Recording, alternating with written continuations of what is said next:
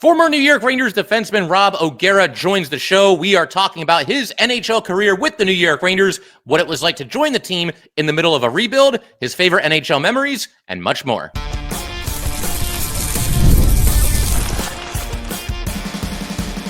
You're Locked on the New York Rangers, your daily podcast on the New York Rangers. Part of the Locked On Podcast Network, your team every day.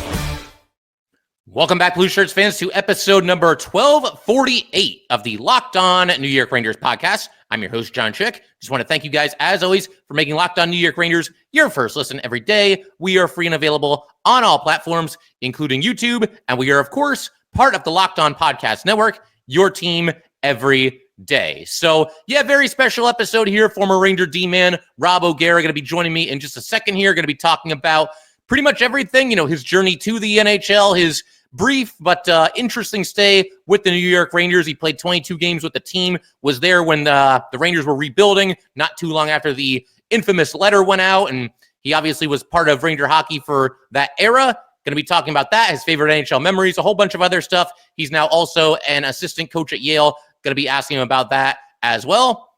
Enjoy. All right, so with no further ado, let's go ahead. Welcome our very special guest for today, former New York Ranger defenseman and current assistant coach at Yale University, Rob O'Gara. Rob, first of all, man, thank you for joining the show, taking some time out of your day to do this. Want to start by asking you about your career with the New York Rangers. You end up playing 22 games with the Rangers, all in the 2017-2018 season.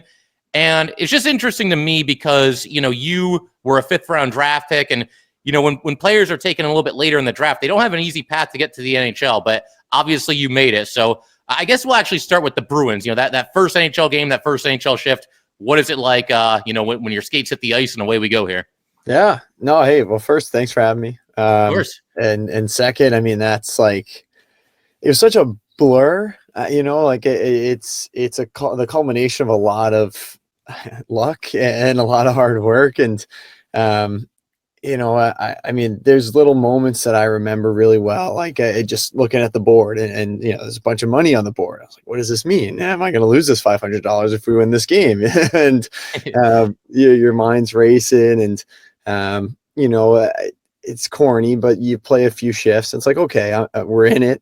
Let's play hockey. And still probably was convincing myself every shift that I did belong out there. And but it was, it's a dream come true, all the cheesy stuff, but, it was fun being in Columbus, being with guys that, that you look up to for a long time. Char was sitting a couple guys on the bench down from me. Like it's nuts.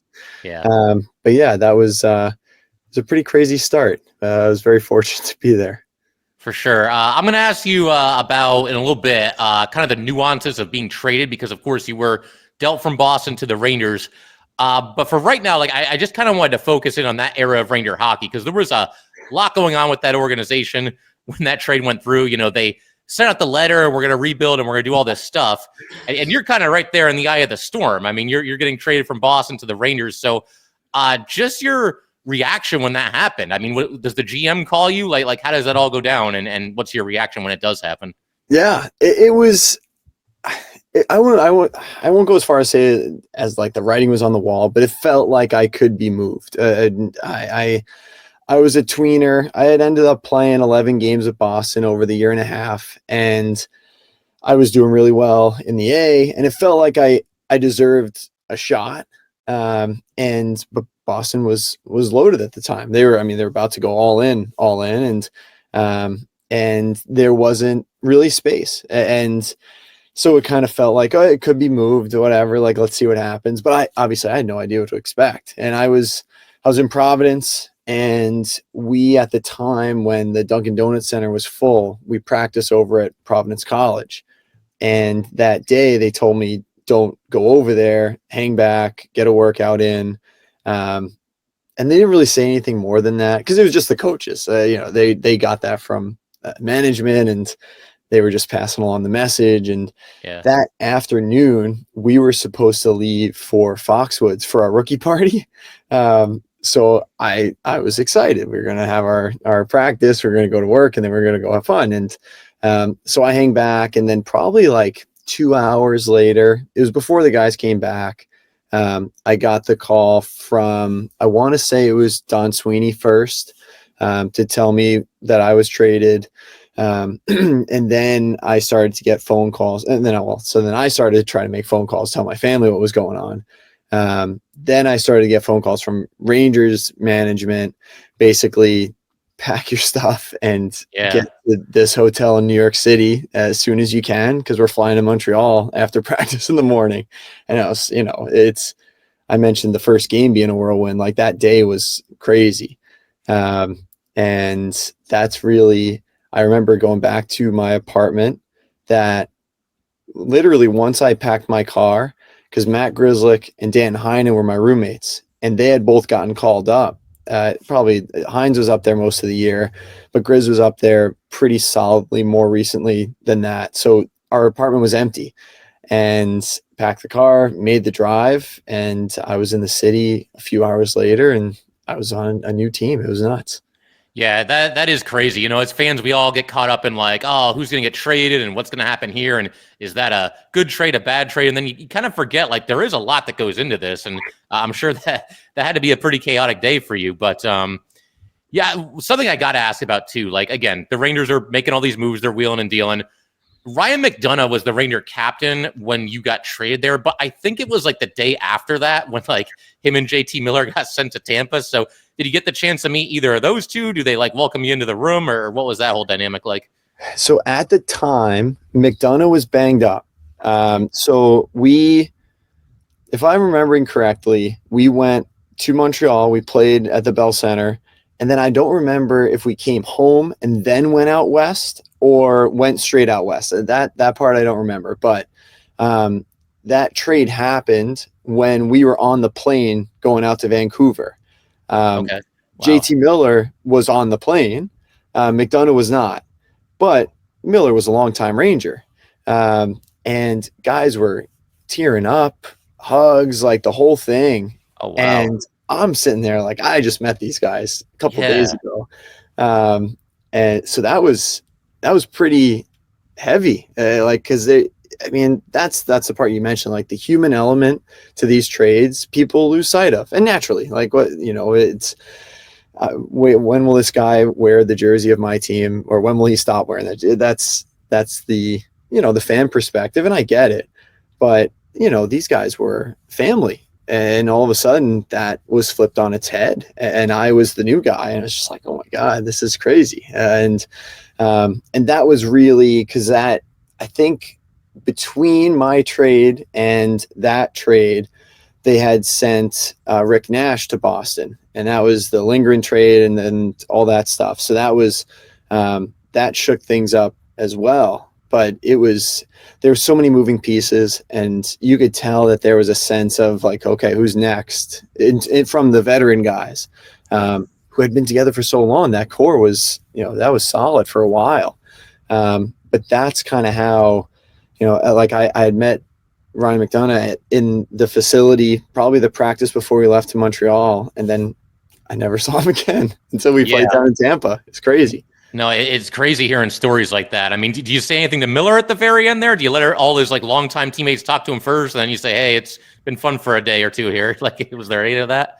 So the other crazy piece was that when we landed in Vancouver, they had not like anything extensive planned, but they had their rookie party. They had the Rangers rookie party, and we went to a nice restaurant. It was a nice dinner. It wasn't anything like, I don't know. It wasn't anything like, there was no hazing or anything, but it was more like, hey, it was more like a party, because those guys were, hey, like this could be our last chance to hang out together, is what it felt like.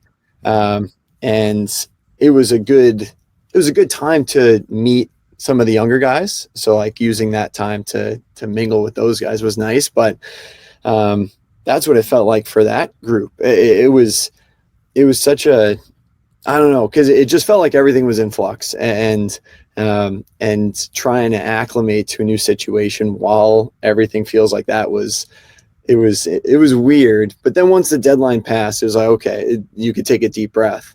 And it was only my second year, so it was that my first year playing, the deadline came and went when I was in Providence, and a couple of guys moved, a couple of guys came in, but being in the A, that movement that happens all the time. So it was, I don't know, it was crazy to be in the midst of all that. Yeah, for sure. Another Ranger that was your teammate while you were there, who I absolutely must ask you about, is of course Henrik Lundqvist. When you got there, he's already putting together the Hall of Fame resume, the Vezina, the awesome playoff track record, the whole 9 yards. So I'm just wondering, what's it like playing in front of him? Because, on one hand, you got this, goalie who's a legend in the making. You don't want to let him down. On the other hand, though, hey, if I do have like any kind of a slip up, he's probably going to make the save anyway. So just what was that dynamic like, playing in front of Hank there? Yeah. I mean, when a team goes through or starts to rebuild, so to speak, right? Like it's crazy to say, but the goal is to drop games. So you get better picks and you compile prospects, the whole thing. And, obviously then there's the player side, like you're playing for your job, you're playing for your next contract and all that. And then that added, you have this guy behind you and he is a legend and he is, he's intense and he works his butt off. Very nice guy. And we weren't going to hang out away from the rink, but it was, hey, like welcome. He was very welcoming, but he was the kind of guy that, his personality is big, but at the same time, it was, like you said, I don't want to let this guy down. It's, okay, maybe that the franchise gets a benefit if we lose more games, but that's, it's not going to benefit me. It's not going to benefit him. And his approach, none of that ever wavered. And I think that was, down the stretch there after the deadline, I don't know what our numbers were as a team, but I don't think it was as bad as people thought it would be. And obviously he had a very big deal to do with that. Yeah, for sure. Something else I got to ask you about during your time with the Rangers, as far as I could tell, searching the internet and everything and looking on YouTube and everything, I think you only had one fight at the NHL level, and It was a preseason game. I don't know if you're going to remember this or not, but it was you and John Quenneville of the Devils. Do you remember this one? Yeah, go, because there weren't many. You're right. So, you put a big hit on somebody, and then he jumped in and came after you. The gloves drop. Just kind of take us through that whole experience. And do you think you got the win? I give you a slight edge in that fight. It was two guys, honestly, that were trying to make teams, and that was just the nature of the beast. In the preseason, there are guys that are getting revved up for the season. There are guys that are getting their toes wet, and then there are the guys in the middle that are trying to make a team. And obviously, the whole staff turned over between when I was there playing with the Rangers, the end of that 17-18 year, and the following year. So there was a lot to prove. And even when we're laying there after, it was more like, hey, like, all good, it's not going to hurt either, right? And I thought it was a clean hit, but in terms of winning, I don't think anyone landed anything. It was more of a wrestling match, but I think it's the intent that matters a little more in those circumstances. But there were many, so I do remember it well. Gotcha. So we're going to keep talking with Rob O'Gara in just a second here. Rob, I'm eventually going to ask you about, a couple other things having to do with the trade, your current allegiance to whichever NHL hockey team. We'll get to that in just a second. Sounds good. All right, we just want to take a quick minute to let everybody know that today's episode of Locked On New York Rangers is brought to you by FanDuel. When the game tips off, the NBA action is just getting started, and there is no better place to get in on it than FanDuel, America's #1 sportsbook. With FanDuel, you can place live bets throughout the game, so even if you miss the opening tip-off or want to bet on a big fourth-quarter comeback, you can stay in the action. And if you're looking for a bigger payout, you can even combine your live bets into a same-game parlay. Right now, new FanDuel customers can get $150 in bonus bets if your first $5 bet wins. Just visit FanDuel.com to join today. That's FanDuel.com for your shot at $150 in bonus bets. Make every moment more with FanDuel, the official sports betting partner of the NBA. All right, so talking here with Rob O'Gara. And Rob, we emailed each other a little bit earlier today. I was trying to find out, who your team was growing up, and then I was eventually able to find it, and you let me know as well. So you were actually an Islander fan growing up, but you get traded to the Rangers, and I mean, where do things stand now? Like, do you go right back to the Islanders, or are you now a Ranger guy because you played for them? Like, how does that work? It's a great question. The most jarring thing of that whole crazy madness of the trade and being able to play with them the end of that year was honestly seeing my dad in a Rangers hat. Something that I would have never, ever thought would happen, even if I was playing for the Rangers, to be honest with you. He was as diehard as they came. I mean, still a big Islander fan to this day. And he grew up during the Cups in the 80s. And of course, when I was born in 93, literally until I turned pro, they didn't win a playoff series. So it was like, thanks, Dad. But that was, I guess good stuff. Yeah. Now, I mean, there's especially during our season, the Yale season, it's so hard to get truly invested. But I do think I'm going back to my roots a little bit and pulling for the Isles a little. But the cool part is that, like Ryan Lindgren, for example, like the guys that you rub shoulders with and you get close with, those are the guys that you root for, more so than the logos and the guys that you become close to during the time that you play. And that's what I find. Like in these last few years since I stopped playing, it's more like when I finished in Hershey, the next two Calder Cups, those guys won, or I could be mistaken, the previous two from now. But it's a lot of the same guys that I was there with. And that's like really exciting to see those guys have success. And I mentioned Lingo, like Ryan, we lived 2 floors away from each other when we were in Hartford, my third year playing. And he was a rookie and he was kind of figuring out his way, and we became really close during that time. And that's just one example where it's so easy to root for those individuals that you become close with. And, that's the player side too. Like, the humans behind the guys that are battling out there. And it's almost easier to root for them than an actual team when it comes down to it. Yeah, for sure. I mean, it's kind of interesting. You mentioned Lindgren. He's been one of my favorite, Rangers throughout this more recent era of Ranger hockey, the last, half decade or whatever it's been at this point. But yeah, just a good hard-nosed player. And we'll see how things kind of play out with him. I mean, you mentioned that, obviously you're very busy assistant coach at Yale University, and that's awesome and everything. But for the amount that you have kept up with it, I mean, any thoughts on what the Rangers are doing? Obviously, they just brought JT Miller back into the fold. And, obviously a lot of success last year, right now on the outside of the playoff picture looking in. So just your thoughts on everything going on in Rangerland for as much as you've kept up with it. Yeah, no, we keep up a lot. And I say it's really our staff because Dan Muse, one of the assistants, he actually coached me for 3 years when I was at school.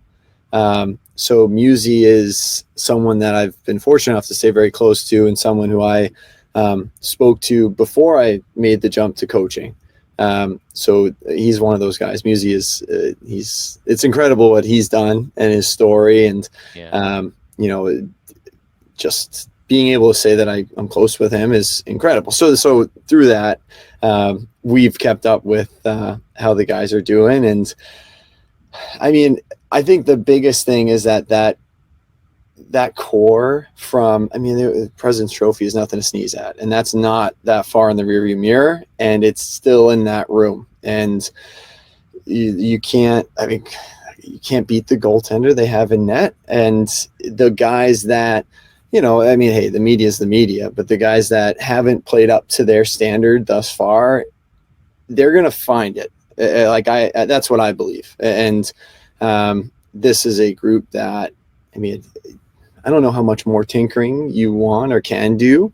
But the Zibanejad, the Panarin, like those guys, if they start firing all cylinders, this is again, that team that is one of the best teams in the league. And it's on paper. Yes, they have to go out and prove it, but it's in that room. I don't think anyone can deny that. And now, you look at their centers down the middle, like I don't know if you could find a better group in the league. Yeah.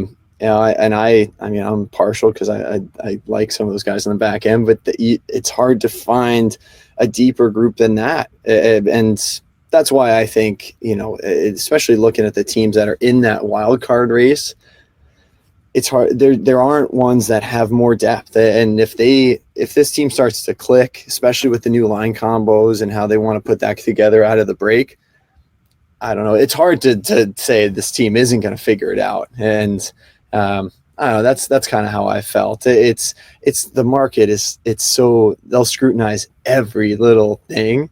Yeah. And that's just part of it. But they set a standard, and I think they're gonna get to it, especially out of this break. I think it'll be a refresh for a lot of those guys, and even the guys that are playing in the Four Nations. Like I think it'll be kind of a revamp, a little bit of a reset for them too. I don't know, it'd be interesting, but it's hard to say that this team isn't gonna go get hot down the stretch.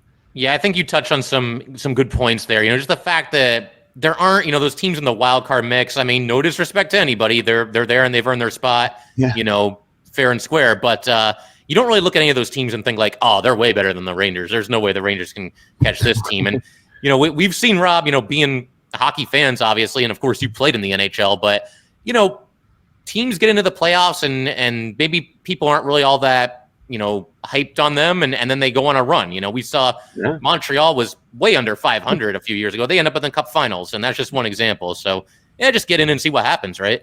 Yeah, I mean, even the Panthers a couple of years ago, right? Yeah. They beat Boston. Everyone's like, whoa, how'd that happen? But then that's the team that wins the Stanley Cup the following year, and they were right there that year. So it's, there's so much parity in the league, but that being said, you don't have many rosters that look like the Rangers.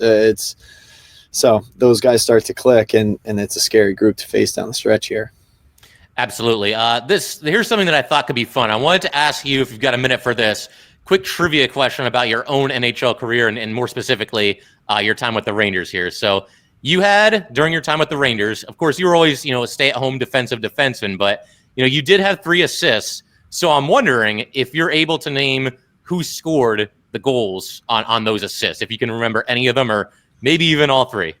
I know the first one was Kevin Hayes down in that was in Tampa. Correct. And I maintain that puck was going in the net. But he tipped it in. Was that what happened? Yeah. Helped him get to 25. Yeah, that was big for him. And I was fortunate enough. I worked out with Kev for all of my pro career in Foxborough, Mass. And he's the man. So that was there's no hard feelings there. But I got you. Now the other 2, I'm having a lot of trouble remembering those. They're both still.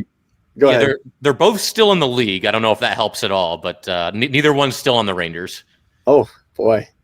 Oh man. Was it one of the younger guys? I honestly I don't know. I remember the games that I played okay. I don't remember the assists. All right, so the second one was Jesper Foss scored at Philadelphia.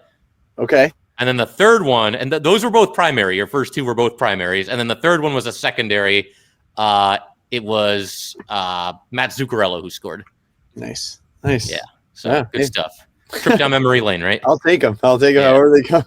How about it? So, all right. So in just a minute, I figure definitely want to ask you a little bit about your time at Yale, both as a player and, of course, now as an assistant coach. And we will do that in just a second.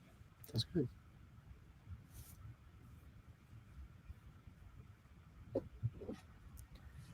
All right, so talking once again here with former Ranger defenseman Rob O'Gara. And Rob, obviously, outstanding career for yourself with Yale University, played 4 years there.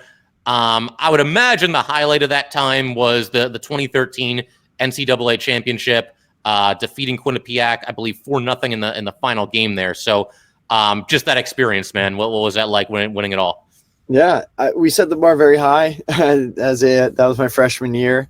The whole run was surreal. No one talk about not expecting a team to do anything. Like I could be wrong about this, but we're the only team to ever win it, beating 3-1 seeds on the way.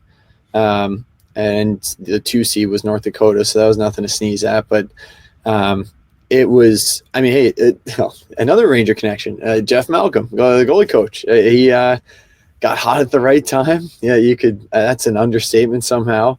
And just the way that we played, we were relentless. Our forecheck was it was so hard to play against. And then we had the talent to make you pay when we were able to turn those pucks over. And I don't think, I'm not saying like these teams are taking us lightly, but we snuck in the back door to get into the tournament. We were the last team in. And at that point it was, you were playing with house money, so to speak. And shocking Minnesota in that first game. The second game we had North Dakota, when it was, we were down, and we ended up scoring 4 in the third. And then UMass Lowell, we won in overtime. And just the whole run, it felt like we were, we could take punches, and if we got knocked down, we're going to get up. And then in the big moments where you needed a save, Malks came up with every single one. And to beat the guys up the street was always, pretty wild. The craziest stat, so to speak, in my 4 years, that was the only time that we beat them. And we played them, well over 12, 13 times. And it was, the whole thing was crazy. We were in Pittsburgh. The city was so much fun, and the atmosphere was fantastic. And, being able to have both my parents, my sister, my cousins, my grandpa, there's so many people there to support. And it's the best hockey memory I have. Absolutely. And you retired from playing hockey after 2020, 2021. You were with the Hershey Bears, I think, for at least one season. Yep. Did you know at that point that you wanted to get into coaching, and did that at all go into your decision to retire from playing from hockey? Just kind of give us a feel for that, if you could. Yeah. So during the year that I was in Hershey, and it was a weird one. So we didn't start until very late January because of COVID. And we only played 3 teams. We were finished in mid-May. So it was a weird timeline. And while I was there, so we didn't have the baby at the time. So it was my wife and I and the dog, but it was just me alone in Hershey. I was living at Residence Inn. It was just a strange few months. Yeah. But during that time, because I had a lot of free time on my hands, I started to, like I mentioned, Musi. I started to call old coaches that I had stayed close with. And Musi was one. Coach Elaine, who's our head coach now and was a head coach when I was there, he was the first call I made. And essentially my thought, or what I spoke to him about, was, hey, I want to try this when I'm done playing. How do I get into it? What are the steps? What could I do to prepare? Knowing that I wanted to continue playing, but I wanted to try to make that transition whenever it came as smooth as possible. And Coach Lane was great. We talked on the phone a few times.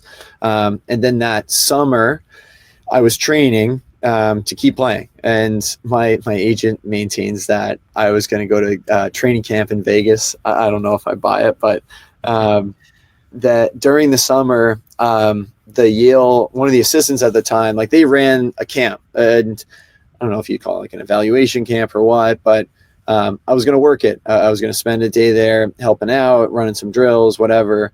And Coach Elaine basically said, hey, during that day, I'll grab you, we'll sit down, and I'll give you a mock interview just to kind of get your feet wet, see what it's like.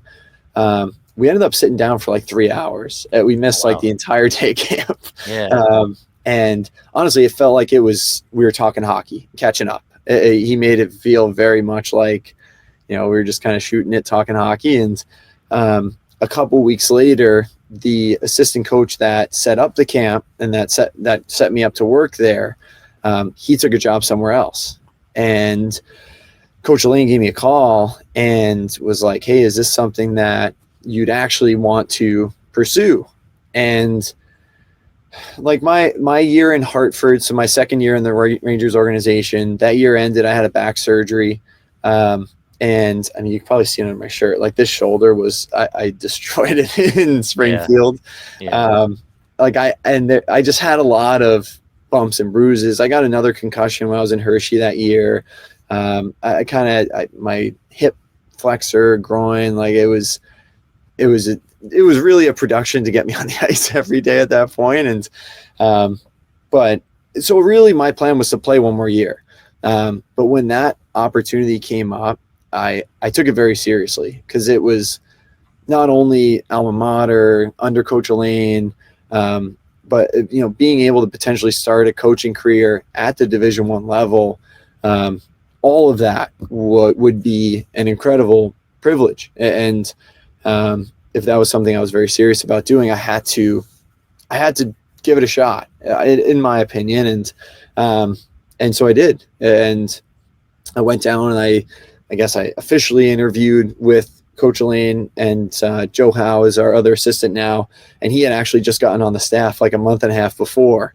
And like a week or so later, I was going through the background check, all the crazy stuff for applying. And it was early September of that year when I was officially on staff. So it was kind of a whirlwind. It was a little late in the game, so to speak, or maybe not like that, but it was a little bit of, hey, like this is an opportunity I want to jump at. And I'm very grateful that I did. For sure. How has it gone so far? Because it's been, I think, now 5 seasons for you, and you've been there on Coach Elaine's staff, and Yale University. So how has it been for you? Yeah, so this is year 4 now. We coming out of COVID, so that year, all the Ivy League schools didn't play. They canceled all their sports, and that year we lost all of our draft pick players that were on our roster. And we went into the 21-22 season, my first year coaching. We had 21 skaters on our roster. College hockey, you could dress 19. And I ran one scratch skate for one player that whole year because we got so banged up. And we were testing for COVID every other day. It was a mess. And sure, yeah. Each year that not having that year. So this year currently is our first year with a true senior class of guys. And for all these years, we can't have like graduate transfers or even our guys stay for a grad year because they have to get into the a Yale graduate school on their own. We have no pull. And that's, it's just not going to happen. But so we've been fighting, guys that have 150 plus games in college hockey, and all this sounds like an excuse, but we're getting out of it, and it's nice to kind of have our recruits starting to come in now, and we've certainly taken our lumps, but it's been great for myself and my coaching development to grind through that and make sure that the guys in house are getting better every day, and trying to use my experience as much as I can. And but yeah, it's there have been so many ups and downs, but I feel like we're kind of getting back to the track to start competing again. It's a long road and a long process, but you got to get the right people in the building again, and you got to make sure they're getting better every day. So it's been a great challenge. It's a lot of fun, and I'm so grateful to still be in the game. Absolutely. So, Rob, listen, this was a ton of fun. If you have another minute or two, I was going to do a quick lightning round here at the end, just some rapid fire questions, and you just say the first thing that pops into your head. There's like 8 or 10 of them here. Hit me. All right, cool. So, favorite Ranger teammate while you were on the Rangers? While I was on the Rangers, that's a good one. So my roommate on the road was Tony D'Angelo. That's not going to be a popular one, but Tony T was a good guy. Well, he's back in the league now, so yeah. From what I've heard, his teammates like him, so I'll take your word for it. Yep. Favorite Bruins teammate while you were there? But I got to go with my guy Heinen. Dan was my roommate for 2 years. He was the man. Nice. Favorite moment of your NHL career? Favorite moment? It's got to be the first game. That was special. And we won, which was great. Absolutely. Favorite sport to play other than hockey?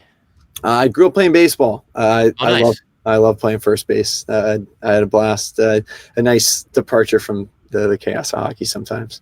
Absolutely. Favorite sport to watch other than hockey? Football. Giants fan, so not the most fun to watch the Giants right now. But, yeah, I'm actually a Niner fan for some reason. They had a rough season, so yeah. Well, things are looking a little better out there. Probably, but you guys have a high draft pick, so maybe you get a quarterback. We'll see what they do. Yeah, it'll be interesting. Favorite hockey movie? Miracle. That hit me right in like my youth hockey days. Like that was big. Yeah, for sure. Favorite hockey video game? I don't know if you play games at all, but if you have one. No, NHL 12. That was my Milton prep school days, playing playoffs with my buddies during the spring. It was a lot of fun. Very nice. So we'll take Madison Square Garden out of the equation here, but favorite arena to play at other than MSG, while you were a player? So I mentioned the Bell Center earlier. Playing in Montreal was crazy. That was quite an experience. What a cool place to play. Yeah, for sure. I mean, that place just seems electric. I've never been there. It's definitely on the list, though. No. Do you have like an all-time favorite Stanley Cup playoff moment? Like, just watching these games, being an Islander fan growing up or Rangers recently, anything there that stands out for you? Well, you mentioned being an Islander fan, so don't hold this against me, but it was when the Kings won the Cup against the Rangers. Oh, my God. So you asked. I'm sorry. I got to be honest. No, I hear you, man. That was some kind of series there and some kind of game. That was seriously. I know the Rangers didn't get the result. That is one of the best hockey games I have ever watched. I thought it was incredible. That whole series was nuts. Yeah, just heavyweights going at it. And you talk about like why those guys are getting emotional. Like they went through that. A lot of those guys, and that's and that wasn't that long before. Yeah.